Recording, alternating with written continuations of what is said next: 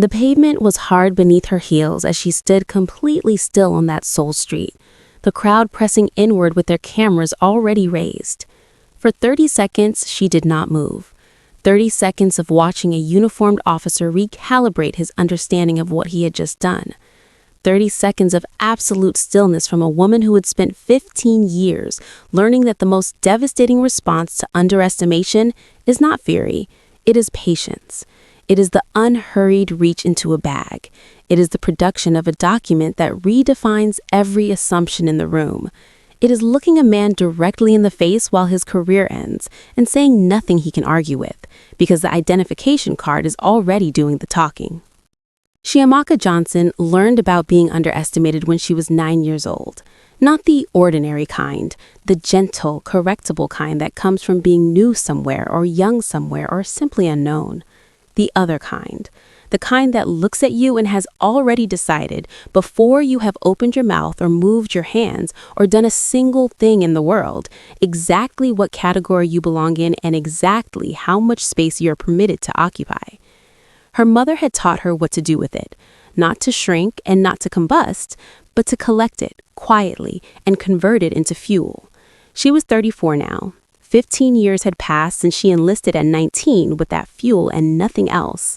15 years of deployments and promotions and decisions made under pressures that most people never encounter and could not name. 15 years of being the most prepared person in rooms that had not expected her to be there. She had a rank. She had a record. She had 3 days left of the first holiday she had taken in 3 years, and she was wearing a red dress on a sole street, doing absolutely nothing wrong. He had no idea. He was about to. Luxury is a mask, but here we take it off. Welcome to the channel. We're building a community of those who look deeper. Join the diary today. Regular, riveting stories are officially in session. The boots came off at 2:17 p.m., and she noted the time the way she noted everything, automatically, precisely, without deciding to.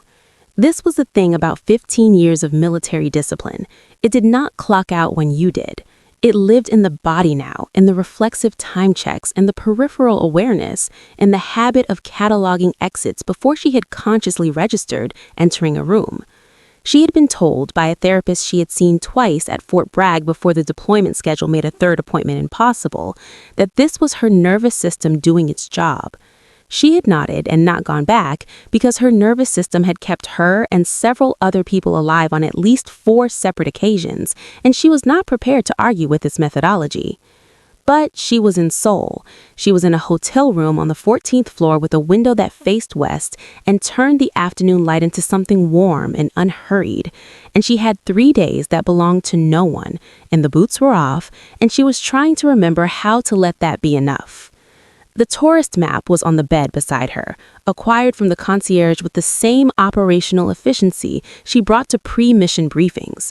She had identified 3 neighborhoods, 2 museums, and a food market that a colleague had recommended with the specific enthusiasm of someone who needed her to understand that the food market was not optional. She had noted the addresses. She had studied the transit routes. She had, she realized now, planned her holiday with the structural rigor of a training exercise, which probably said something she was not quite ready to examine. She set the map down. She looked at the ceiling. The exhaustion was not the kind sleep fixed, which is why 3 years had passed without her taking the leave that had been accumulating in her record like a quiet indictment. It was the deeper kind, the specific weight of a woman who had been responsible continuously and without significant interruption for the survival and welfare of other human beings for so long that the concept of an afternoon with no objective felt like a skill she had let atrophy. She knew how to be useful. She was not entirely sure anymore how to simply be. Her phone was on the nightstand with notifications silenced, a decision that had required more deliberate effort than she would have preferred to admit. Her boots were beside the door, aligned out of habit. She was, by every external measure, at rest. She looked at the city through the window. Seoul moved below her with the indifferent, luminous energy of a place that did not know her name, or her rank, or the weight she had set down with her boots, and was not asking. There was something in that anonymity that felt tentatively, and for the first time in a long time, like the beginning of something she used to know how to want. She picked up the map. She put on the red dress. She went outside. She had enlisted on a Tuesday in March, which was an ordinary day for everyone at the recruitment office except her. The recruiter had looked at her the way people looked at her with some frequency in those years, with an assessment that moved quickly across her face and arrived at a conclusion before the conversation had produced any evidence. He had asked if she was certain. She had said yes, with the particular quality of certainty that leaves no room for the follow-up question. And he had processed her paperwork with the efficiency of a man who had decided to let the future settle the matter.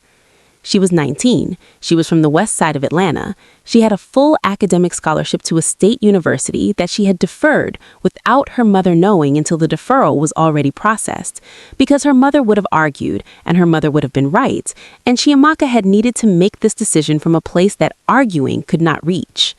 She could not have named at 19 exactly what she was trying to prove or to whom. She only knew that she had spent her entire life being assessed by people who had already reached their conclusions, and she wanted, with the fury she had not yet learned to convert into anything more refined, to accumulate a record so unambiguous that the assessments would have nothing left to stand on. The military had not been easy. She noted this without complaint, the way she noted most things, as data, as context, as the terms of an agreement she had entered voluntarily. Basic training had been designed to find the point where a person broke, and she had declined to break, which was not the same as finding it easy.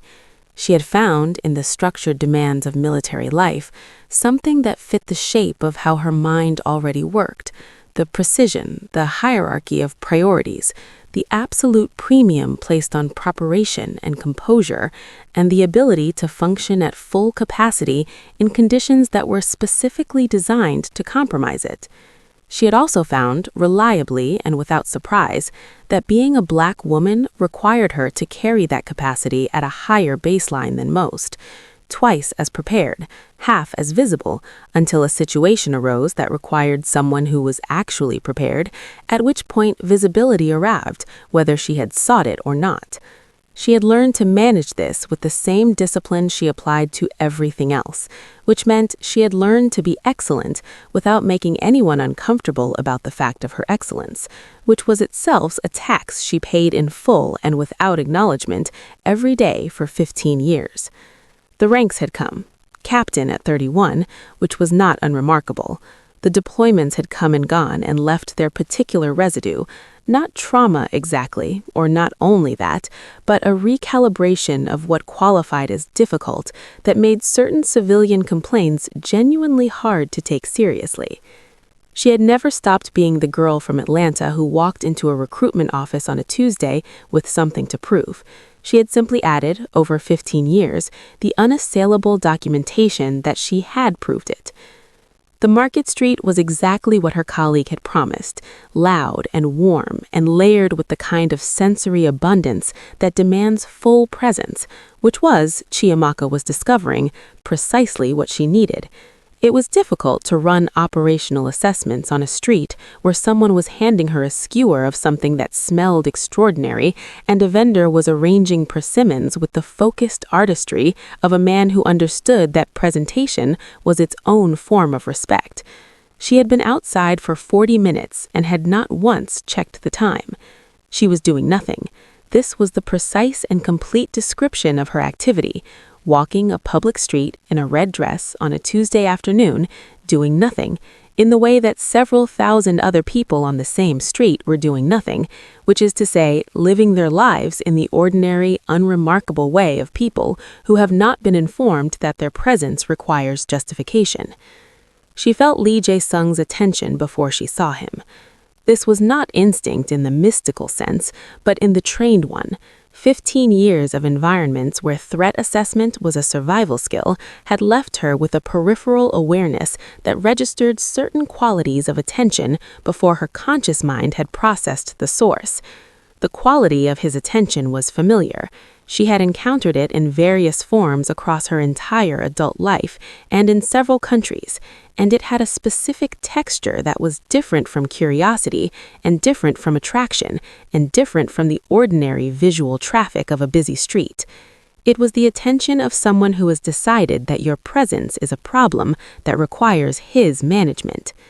He crossed toward her with the unhurried authority of a man who has never had his authority questioned in a context he controlled.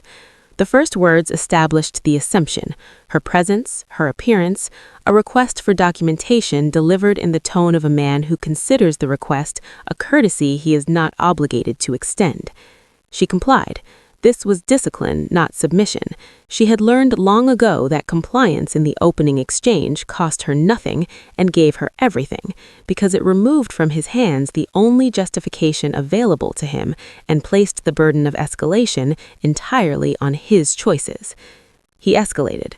The second assumption arrived in the way second assumptions always arrive when the first goes unchallenged, with more confidence, less justification, the incremental expansion of a man discovering that the limits he expected to encounter have not materialized. His voice changed register. The request became a directive. The directive became something with a harder edge. Around them, the street had begun its subtle reorganization, people slowing without stopping, vendors finding reasons to face the same direction, a teenager with a phone held at an angle that was not quite casual. The crowd did not assemble dramatically, it condensed, the way crowds do when they have collectively recognized a shape they have seen before and are positioning themselves, without coordination, to witness what comes next. Chiamaka stood in the middle of it, entirely still, and waited for him to make the last decision that was going to be entirely his. Not quickly, not with the movements of someone acting from emotion, with the calm, deliberate efficiency of a woman who has known, since the moment his attention first found her on this street, that it was always going to come to this, and has been ready. It happened fast, the way consequential things often do, compressed into a duration so brief that the people who witnessed it would spend considerably longer describing it than it took to occur. Lee's hand moved. It connected with the left side of her face with the flat, declarative force of a man who decided, in whatever the final calculation was, that this was available to him, that she was available to it, that the red dress and the civilian context and whatever story his assumptions had been constructing since he crossed the street toward her had added up to a person who could be struck with meaningful consequence.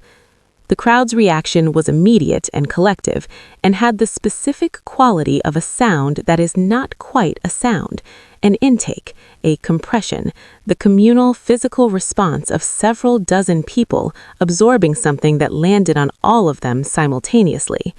3 phones that had been held at casual angles snapped to direct recording. 2 more appeared from pockets. A woman near the fruit vendor said something sharp in Korean that did not require translation. Chiamaka did not move. This was the thing that the footage would later show with a clarity that no description fully captured.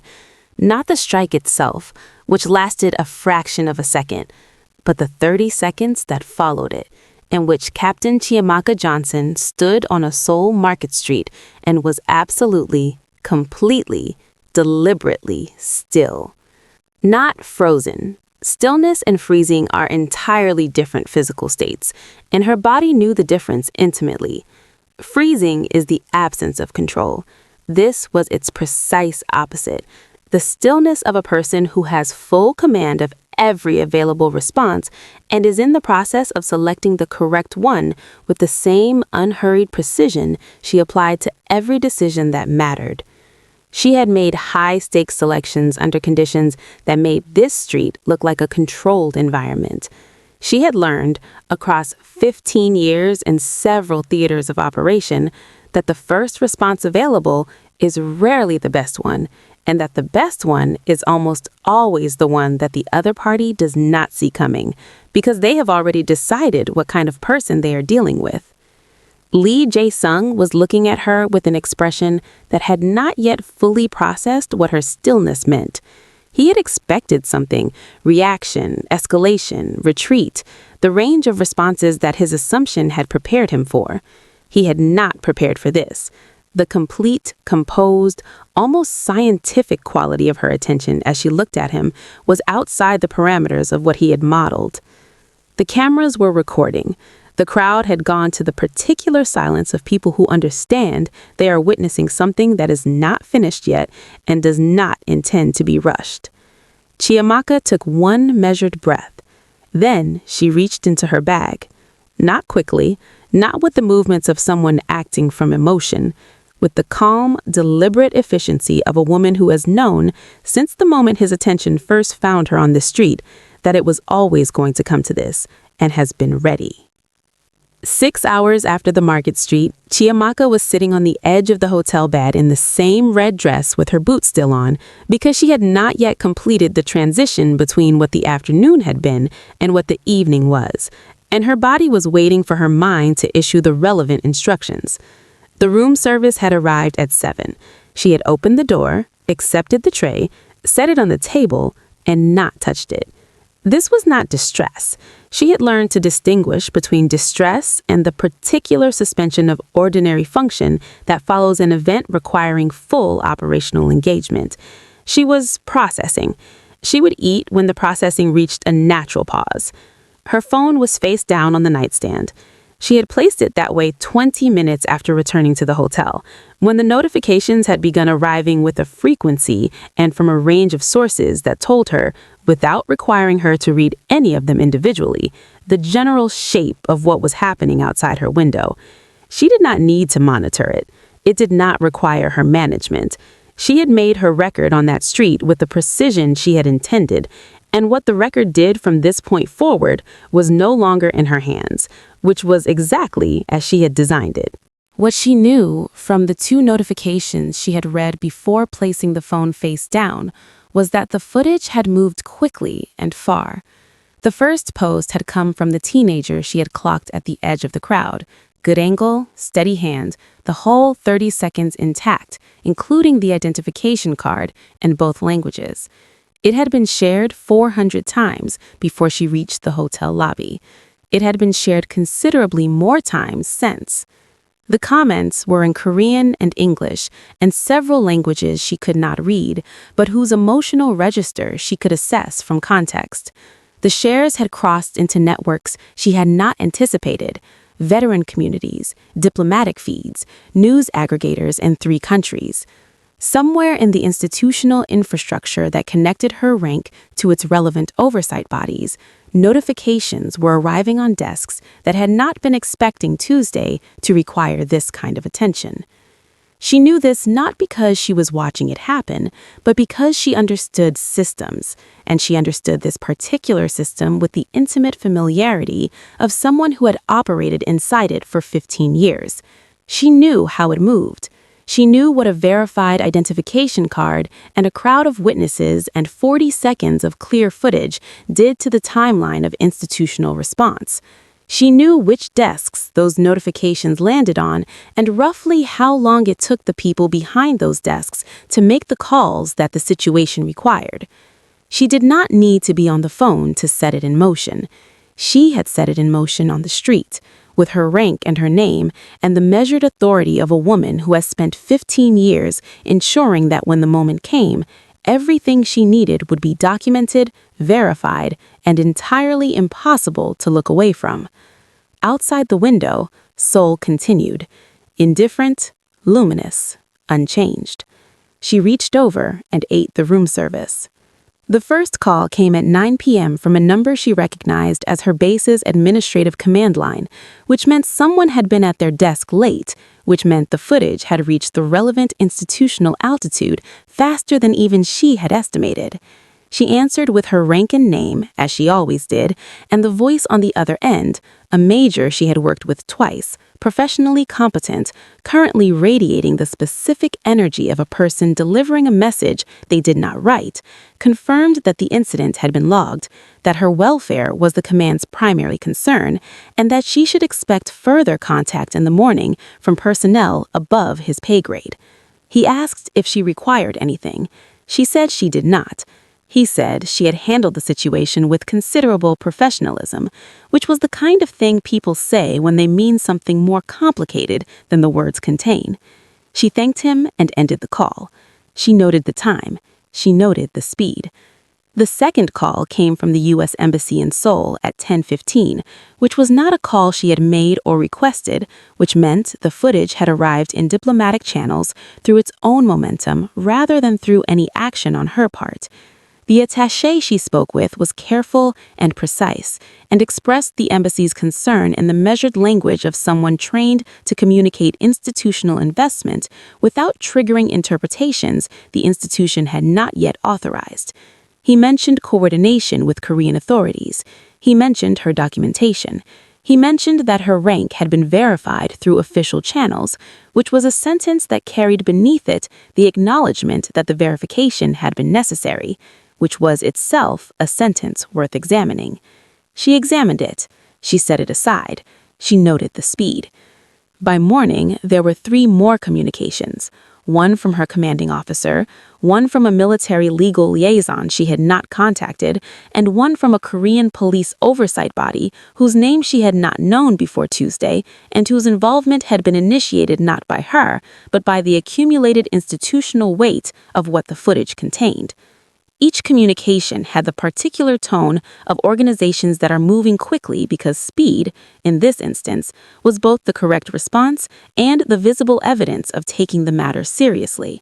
She received all of it with the same composure she had brought to the street, attentive, precise, asking the questions that required answers, and not performing distress for the benefit of people who needed to see it. She had learned long ago that institutions respond to documentation and clarity, not to emotion, and she had provided both in abundance on a market street in front of 40 witnesses and their cameras. What no communication said directly, but what existed in the speed of all of them, in the late-night desk hours and the embassy attaché's careful language and the oversight body's unsolicited involvement, was the acknowledgement she had not been offered and did not require, but noted nonetheless, that this had worked because she had the rank, that the rank had made the speed possible, that speed for other people in other red dresses on other streets had moved considerably slower, and that this was the fact that sat beneath every official communication like a foundation no one in an official capacity was prepared to name. She named it to herself quietly and filed it where she filed things that mattered. Then she answered the next call. Lee Jae-sung had been on the force for 11 years. This was not nothing. He had a record that contained genuine competence alongside the assumptions that had never been examined because the environment in which he operated had not required him to examine them. He had commendations. He had a partner who considered him reliable. He had a mother who had attended his graduation from the academy with the specific pride of a woman who had raised someone who served, and a photograph from that day on his desk at the precinct that he had looked at most mornings without thinking about it, the way you stop seeing things that have always been there. He had not in 11 years been required to confront the full cost of the assumptions he carried. This was not unusual. It was, in fact, the ordinary condition of assumptions that operate within systems designed around them. They accumulate interest invisibly, and the bill arrives only under specific conditions, and most people spend entire careers without those conditions being met. His conditions were met on a Tuesday in a market street in front of 40 witnesses and their cameras, and the bill was precise and total. The disciplinary process moved with the speed that Shiamaka had understood it would move, not because the system had suddenly become something it had not been before, but because the documentation was unambiguous and the institutional pressure was multidirectional, and the footage had removed from the proceedings every variable that disciplinary processes typically use to introduce uncertainty. There was no contested account, there was 30 seconds of clear video, a verified military identification, 2 languages of testimony, and a rank that generated the kind of interinstitutional coordination that preempted the usual procedural elongation. Lee sat in the hearings with the expression of a man who was, for the first time, experiencing his own assumptions from the outside. This was not a comfortable experience, and the story does not render it as satisfying because satisfaction would require a villain, and Lee Jae-sung was not a villain in the way that made things simple. He was a man who had moved through 11 years of a career without being asked to examine something that should have been examined at the beginning, and the institution that had not asked him was also the institution now holding him accountable, and the distance between those two facts was something the disciplinary proceedings did not address and were not designed to. His career did not survive the week. His record would carry the findings forward into whatever came after, which was its own form of permanent recalibration. The photograph on his desk was taken home on Friday in a cardboard box alongside the other ordinary accumulations of 11 years.